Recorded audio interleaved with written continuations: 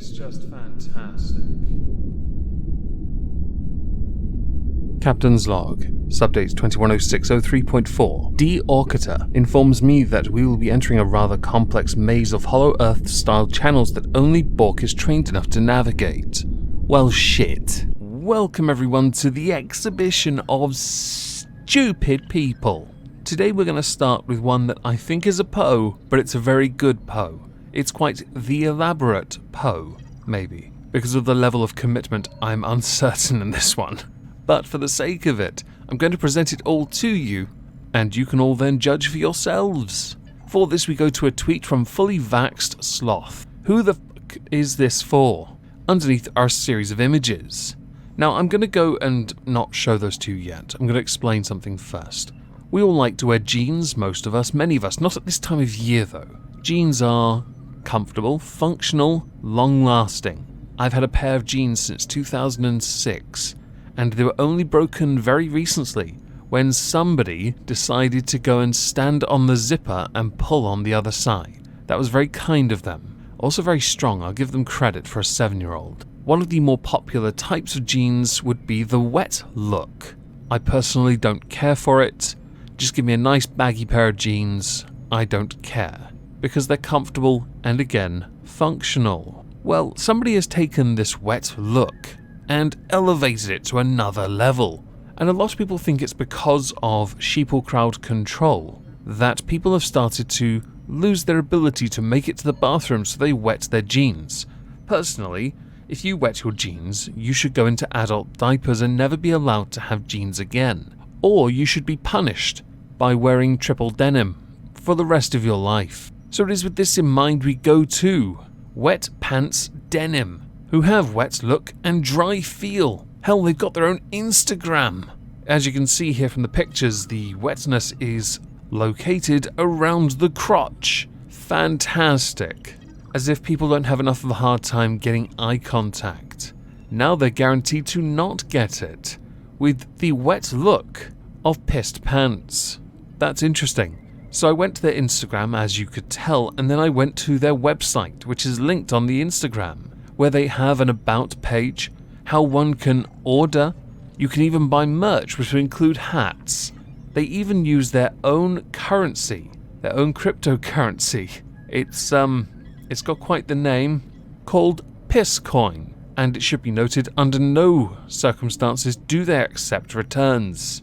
They even have an FAQ. At this point, I have no idea what the hell I've been reading for the last hour, but I will readily admit, this is quite funny. One of my favourite questions on the page is, will you make the jeans with a brown or red stain? We do not offer a style like this for our jeans, nor do we expect to in the future.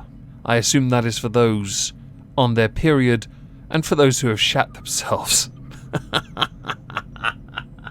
I will happily and readily give 25 points to the owner of this website's respective Hogwarts house. So to move on from that, we're going to go to the Metropolitan Police, who are in the UK a massive joke, and what they like to do from time to time is remind the British people of this by doing even more to not only maintain relevancy, but to also ensure that the public levels of criticism are maintained at a steady incline. The current head of the Metropolitan Police is Cressida Dick, and she has recently further proven the point that the Metropolitan Police are morons by asking for increased legislation, because the police currently need another 20,000 police officers by 2023. She would like for the legislation to allow the police force to recruit exclusively more black police officers. Now this is more commonly known as positive discrimination. I would like to call it racism. The reason why is because you have discriminated against others based on an arbitrary factor. And I will always stand up against things like positive discrimination. I believe in absolute equality, but to do that you need meritocracy. Where's the merit in deciding that someone can't have a job because of skin colour? Now, Cressida's belief is the police force must reflect the communities that they serve. My view is that tells me all I need to know about integration utterly failing if you think that to keep communities in check, you should only have police officers with the exact same skin tone. And just because I want to insert a rather interesting random statistic, out of 7,800 complaints of racism against the Met Police, only 181 resulted in formal action. So where many do think there is something wrong with the Met, apparently they've not yielded results, which either says there is amazing corruption in the police, which is possible, it really is, or a lot of the claims are to this day still utterly frivolous and bogus. Many Conservative MPs have outright said that the police force should be more interested in officers who can enforce the law rather than meet a quota. It is discriminatory the other way, and this particular MP, Andrew Bridgen, said, "I'm very much of the opinion you have to have policemen who want the job. One volunteer is worth 10 pressed men, as they say. The whole thing is ridiculous, it's not realistic, and ultimately it's policing by consent in this country. The force should reflect the society it is policing, not the race of the people within it." You're supposed to be above this, by the way, Cressida. It reminds me a lot of affirmative action, which is also another way of saying you weren't good enough to get a job on talent, you had to be given a job because of another arbitrary factor. So to move on from that, we're going to go to something sent to me by Twitter by Freak Show? Yeah.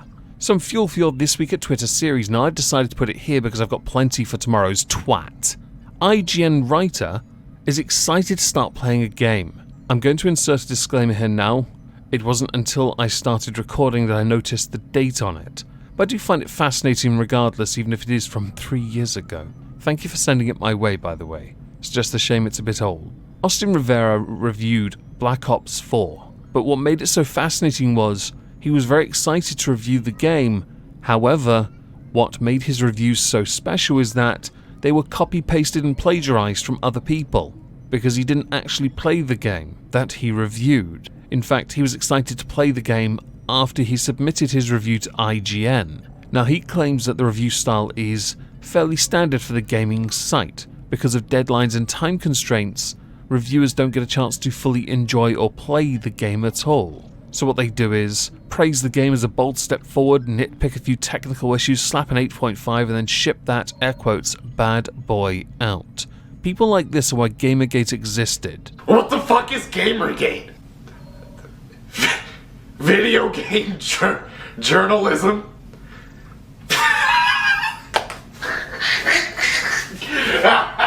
And I just want to highlight that people like this still exist now. It's trash. So to our final subject, we go to Demi Lovato, who recently, while being a bit of a lolcow, came out, congratulations, as non-binary, double congratulations, like anyone actually cares. But with Demi coming out as non-binary, Demi has assigned some blame because of this. And for this we go to Jane Fonda's Fire Drill Fridays. After years of living my life for other people, trying to make myself smaller for the patriarchy, they run the industry. They are at the center of everything. If you haven't got the hint that this is quite amusing, it was the part where the word patriarchy was used. It is entirely the fault of the patriarchy that Demi Lovato didn't come out as non-binary sooner. And there I was thinking that over the last 5 years you were a tad busy making poor decisions to spend much time thinking about your gender identity. Is that a bit harsh? My apologies if it is. Continuing the quote, when I realized, I thought, what are the ways that the patriarchy has been holding me back? And for me, it was putting me in a box telling me that you are female. This is what you're supposed to like. This is what you're supposed to do. Don't dream bigger.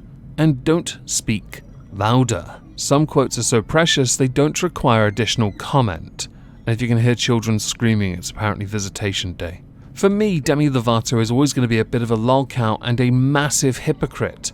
Proof of that could be the fact that Demi Lovato is very much against diet culture. Yet here she is holding a Dr. Pepper Zero Sugar microphone. You are quite tragic. Anyway, as we're done, I would like to know what you think, so please do tell me what you think in the comments down below and smash the like button. If I don't see you on Twitch tonight, because I'm going to stream some Assassin's Creed Origins there.